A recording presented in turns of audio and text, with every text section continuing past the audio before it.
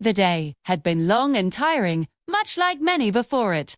Emily, a young woman in her early 20s, trudged home from work, her shoulders slumped and her eyes downcast. The weight of deadlines and disappointments pressed heavily on her chest, stealing her breath and clouding her thoughts. Just as she turned the corner onto her street, a flash of golden fur shot out from behind an open gate, a wet nose nudging her hand. Startled, Emily looked down into a pair of adoring brown eyes. It was Daisy, her dog, ecstatic to see her after a long day. But all Emily could do was push her away gently.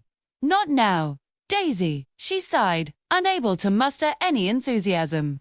"Not now, Daisy." Sensing her owner's distress, whined softly and retreated a step, tail drooping. Confused by the sudden coldness, she padded back inside, leaving Emily to grapple with her negative feelings. As she unlocked the door and stepped inside, she could hear the soft thud of Daisy's tail on the floor, matching the heavy beat of her own heart. Guilt gnawed at her. She knew Daisy's love was unconditional, a stark contrast to the complexities of human relationships. And yet here she was, pushing away the one being who loved her most for no good reason. With a shaky breath, Emily sank onto the sofa. She needed a moment, just a moment to sort through the jumble of emotions threatening to consume her. She closed her eyes. She could still hear the insistent thump, thump, thump of Daisy's tail against the wooden floor. Slowly, almost imperceptibly, a smile tugged at the corners of her lips. It was a reflex, a conditioned response to the metronome of devotion that played just on the other side of the door. When she opened her eyes, she saw it. A sliver of sunshine piercing through the curtains, illuminating a patch of carpet where Daisy lay patiently. The sight was so heart-wrenching that Emily felt another wave of affection and remorse wash over her. With a newfound determination, she pushed herself off the sofa and crossed the room, kneeling beside her dog. The moment their eyes met, a silent understanding passed between them.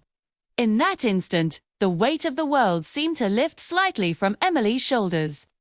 Daisy's unwavering devotion was a beacon guiding her out of the darkness, reminding her of the simple joys of life that had somehow gotten lost along the way. As the sun dipped below the horizon, painting the sky in hues of orange and purple, they sat together in comfortable silence.